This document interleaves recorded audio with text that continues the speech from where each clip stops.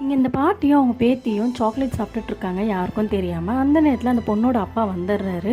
பொண்ணுக்கிட்ட ஸ்நாக்ஸை வாங்கி வந்திருக்கேன்னு சொல்லி கொடுக்குறாரு. அந்த பொண்ணும் ஓப்பன் பண்ணி பார்த்துட்டு சமோசாவா அப்படின்னு சொல்லி கத்திக்கிட்டே போகிறா.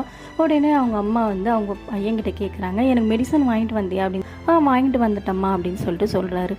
உடனே பேத்தியை கூப்பிட்றாங்க. பிங்கி, அப்பா என்ன வாங்கிட்டு வந்தார் அப்படின்னு சொல்லிட்டு, அப்பா ஒன்றும் வாங்கிட்டு வரல, இந்த மெடிசன் தான் அப்படின்னு சொல்லிட்டு அந்த பாட்டிக்கிட்ட அவங்களோட டேப்லெட்டை கொடுக்குறாங்க. பொண்ணோட அம்மா அப்பா கிட்ட போயிட்டு எத்தனை சமோசா வேணும் கேளுன்றாங்க. அதுக்கு அந்த பொண்ணு கிச்சன்லேருந்து, அப்போ உனக்கு 2 சமோசா வேணுமா அப்படின்னு கத்துறா. இல்லை எனக்கு ஒன்று போதும், டீ கொண்டு வர சொல்ல அம்மாவன்றாங்க. டீயும் சமோசாவும் எடுத்துன்னு வந்தோன்னே அந்த பாட்டிக்கு அந்த டீ சமோசாவை சாப்பிடணும் போல இருக்குது. ஆனால் அந்த பாட்டிக்கு ஆப்பிள் மட்டும் கொடுத்து இதை சாப்பிடுங்கன்றாங்க. அந்த பாட்டி என்னது அது அப்படின்னு கேட்டதுமே இது சமோசா அப்படின்னே. சமோசாவா, இவ்வளோ பெருசு இருக்குது. அந்த காலத்துலலாம் எல்லாம் சின்ன சின்னதாக நெய்யில் போட்டு அவ்வளோ சுவையாக இருக்கும்.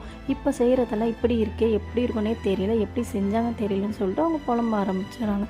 கொஞ்ச நேரத்தில் அவங்க பாட்டி அந்த பேட்டிக்கிட்ட எனக்கு கொஞ்சோன்னு கூட டேஸ்ட் பண்ணி பார்க்கலாம் அப்படின்னு கேட்டோன்னுமே அவங்க பையன் கிண்டலாம், இதெல்லாம் நீ சாப்பிடக்கூடாது அப்படின்னு சொன்னோமே அந்த பாட்டிக்கும் வந்து, ஏன் நான் சாப்பிடக்கூடாது, இதனால் உனக்கு என்ன பிரச்சனை அப்படின்னு கேட்குறாங்க. ஏன்னா நீ இதை சாப்பிட்டா உன் வயிறு சரியில்லாமல் போயிடும், அப்புறம் உனக்கு தான் உடம்பு முடியாமல் போகும், ஏன்னா இதெல்லாம் ஜங்க் ஃபுட்டு, உனக்கு இது செட் ஆகாது அப்படின்னு சொன்னதுமே அந்த பாட்டி அழவ ஆரம்பிச்சிடறாங்க.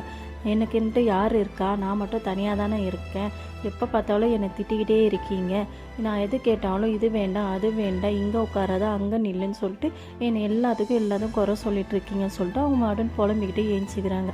உடனே அவங்க பையன் எடுத்துகிட்டு போயிட்டு, நான் சும்மா சொன்னேன் சாப்பிடுங்க அப்படின்னு சொல்லி கொடுக்குறாங்க. அவங்க அதை வாங்கி குழந்தைத்தனமாக உட்காந்து சாப்பிட்றாங்க.